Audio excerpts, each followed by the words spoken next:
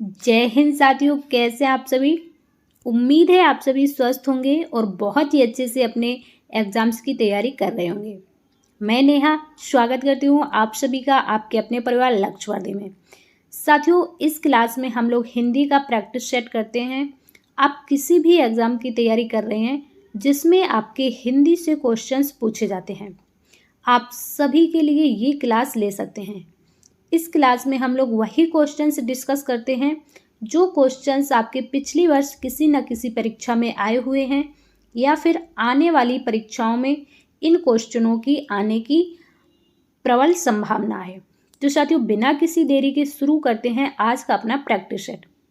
आज की क्लास का आपका पहला क्वेश्चन है, घोड़े बेचकर सोना मुहावरे का सही अर्थ क्या है। आपको बताना है घोड़े बेचकर सोना मुहावरे का सही अर्थ क्या होगा। भाई, आपने सुना होगा ऐसी कहावत कि भाई वो तो आज तो मैं रात में घोड़े बेचकर सो गया, या फिर वो तो घोड़े बेचकर सो रहा है। तो इसका सही अर्थ क्या होगा। घोड़े बेचकर सोना खरीदा, बेफिक्र होना, सोना ही सोना होना, या फिर सारे घोड़े बेच देना। घोड़े बेचकर सोना यानी कि बेफिक्र होना, बेफिक्र हो जाना, किसी प्रकार की कोई भी चिंता नहीं रहनी चाहिए, बेफिक्र होना। क्लियर। अगला क्वेश्चन है आपका, निम्न में से सर्वनाम शब्द है। सर्वनाम आपको बताना है, सर्वनाम शब्द कौन सा है। देखिए, सर्वनाम का जो शाब्दिक अर्थ होता है हम लोगों ने पिछली क्लास में भी डिस्कस किया था। सर्वनाम का अर्थ क्या होता है, शब्द का नाम, शब्द का नाम यानी कि सर्वनाम। क्लियर। अब आपसे पूछेगा कि सर्वनाम के भेद कितने होते हैं। अगर आपसे सर्वनाम के भेद पूछे जाए तो सर्वनाम के 6 भेद होते हैं। 6 भेद में से आपका पुरुषवाचक सर्वनाम होता है एक, दूसरा होता है आपका निजवाचक सर्वनाम, तीसरा होता है आपका निश्चितवाचक सर्वनाम, चौथा आपका अनिश्चितवाचक सर्वनाम, पांचवा आपका संबंधवाचक सर्वनाम और छठवां आपका प्रश्नवाचक सर्वनाम। ये 6 भेद होते हैं आपके सर्वनाम के। अब देखिए, अगर आपसे पूछा जाए सर्वनाम की कुल संख्या कितनी है या फिर कुल भेद पूछे जाएं, तो सर्वनाम के कुल भेद आपके 11 हो जाएंगे। क्या? अगर कुल भेद पूछा जाए तो वो 11 हो जाएंगे। ये 11 कौन कौन से होते हैं? मैं, तू, यह, वह, कौन, क्या, कोई, कुछ, जो, सो, आप। ये 11 भेद होते हैं अगर आपसे पूछा जाए सर्वनाम के कुल भेद। तो अब देखिए, अपने प्रश्न पर आ जाइए। नींद, नींद क्या सर्वनाम होगा? नहीं होगा। रोग, भाई ये रोग है एक, रोग तो किसी चीज का नाम है, किसी बीमारी का कह सकते हैं, या कोई भाव है ऐसा, रोग। हानि, हानि हो गई, लाभ हो गया, ये सर्वनाम है? बिल्कुल नहीं है। कौन, कौन जो है आपका ऑप्शन नंबर डी बिल्कुल सही है। कौन आपका सर्वनाम है और ये किस प्रकार का सर्वनाम है?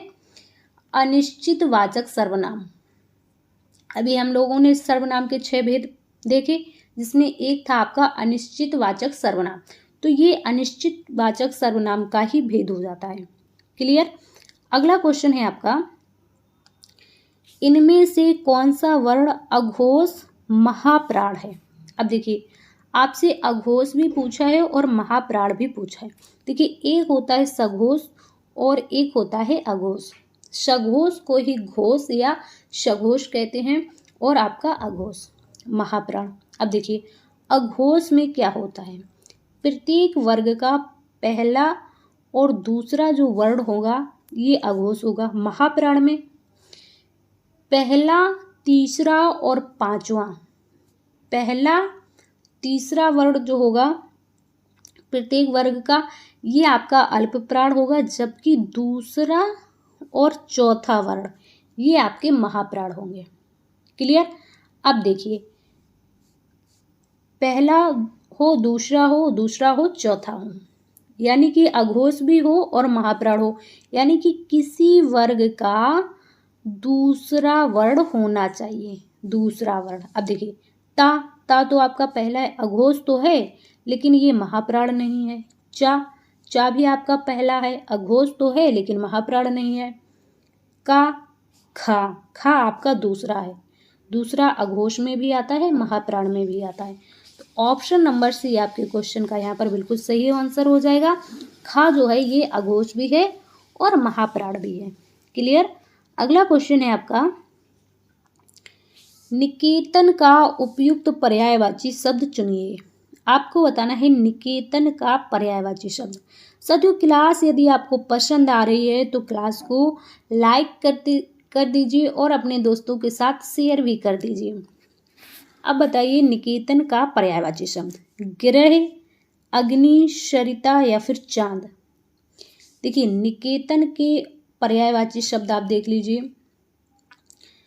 आलय भी होता है निकेतन का, आलय होता है, सदन होता है, घर होता है और क्या होता है, ऑप्शन नंबर ए ग्रह। ग्रह जो ऑप्शन नंबर ए है ये आपका बिल्कुल सही आंसर है। ये निकेतन का सही पर्यायवाची शब्द है। देखिए ग्रह की आप स्पेलिंग देख लेंगे, एक आपको इस तरह से ग्रह लिखा हुआ आपको अगर मिले तो इसका अर्थ होता है नक्षत्र। क्या, नक्षत्र, इसका अर्थ होता है नक्षत्र, इस वाले ग्रह का। यहाँ पर ये ग्रह आपका घर वाला है। क्लियर। अगले क्वेश्चन का आंसर करेंगे आप। शिखर का उपयुक्त विपरीत शब्द है शिखर। शिखर का बताना है विलोम शब्द। अब देखिए शिखर का क्या हो जाएगा, तल, फर्श, खर्च या फिर नीचे। ये नीचे का विपरीत क्या होगा, ऊपर होगा। खर्च, खर्चा करना, आमदनी, है ना। फर्श यानी कि नीचे का फर्श और ऊपर छत या फिर अर्श, फर्श, है ना। शिखर यानी कि ऊपर और तल यानी कि नीचे। तो ऑप्शन नंबर ए बिल्कुल आपका सही आंसर हो जाएगा। शिखर का जो उपयुक्त विपरीत शब्द होगा तल हो जाएगा। राइट। अगला क्वेश्चन है आपका, दिए गए शब्दों में के अनेकार्थी शब्द ज्ञात कीजिए। अनेकार्थी किसका बताना है, कोटि का बताना है। कोटि, भाई आप किस कोटि के हो। कोटि का मतलब लाख होगा, बिल्कुल नहीं होगा। हजार होगा, नहीं होगा। बाधा होगा, बिल्कुल नहीं होगा। कोटि यानी कि श्रेणी, वर्ग, आप किस कोटि के व्यक्ति हैं, आप किस कोटि में आते हैं, किस श्रेणी में आते हैं। ऑप्शन नंबर डी आपके यहाँ पर सही आंसर हो जाएगा। अगला क्वेश्चन है आपका, निम्नलिखित में से कौन सा वाक्य संबंध कारक का सही उदाहरण है। संबंध कारक का सही उदाहरण आपको बताना है। यह विवेक का घर है, उसने अच्छा किया, पेड़ से पत्ते गिरते हैं, हे राम मेरी रक्षा करो। तो देखिए हे राम क्या है यहाँ पे, हे राम यानी कि संबोधन बात। कौन सा है यहाँ पे, संबोधन कारक। पेड़ से पत्ते गिरते हैं, जहां पर अलगाव का भाव होता है वहां पर कौन सा कारक होता है, वहां पर होता है आपका अपादान।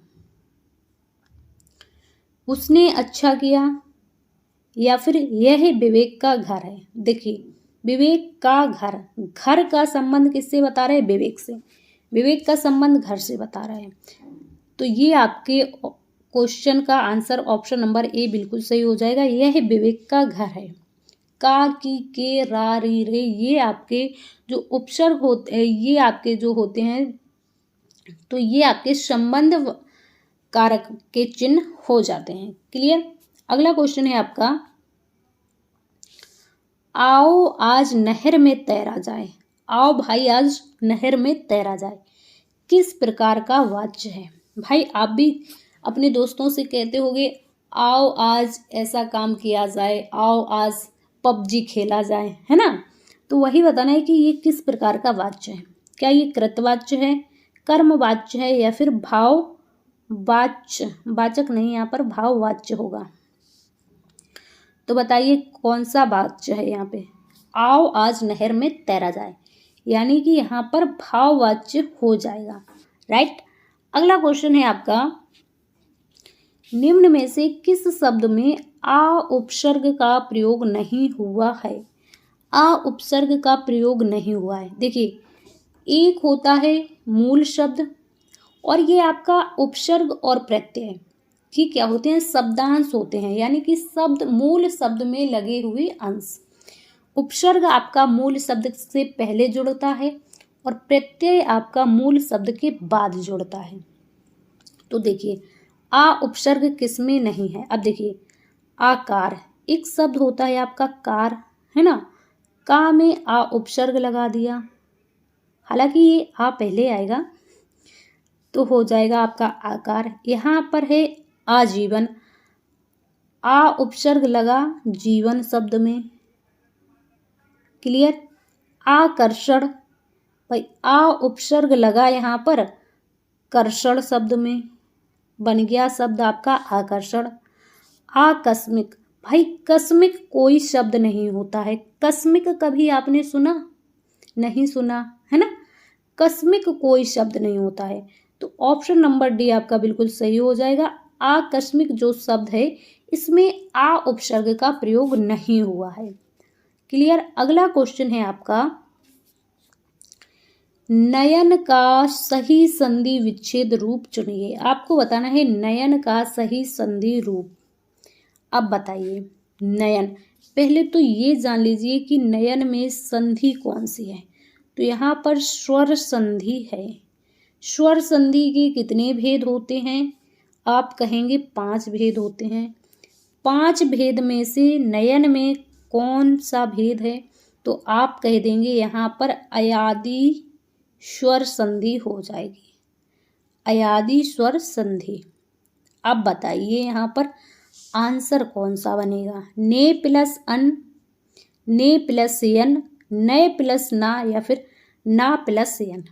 तो देखिए, यहाँ पर आपका ना से जो अलग हुआ ए, क्या, ने, ना प्लस ए प्लस आ प्लस अन, आ प्लस ना, इस तरह से ये शब्द टूटेगा। अब देखिए, ना को आपने ऐसे लिख लिया, ए और आ मिला के क्या बनेंगे? ए और आ, बोल के देखिए, या, और ये वाला ना आप ऐसा रख देंगे तो बन जाएगा आपका नयन। यहाँ पर हो जाएगी आपकी अयादि स्वर संधि। ऑप्शन नंबर ए इस क्वेश्चन का बिल्कुल सही आंसर हो जाएगा। तो साथियों, ये था हमारा आज का प्रैक्टिस सेट।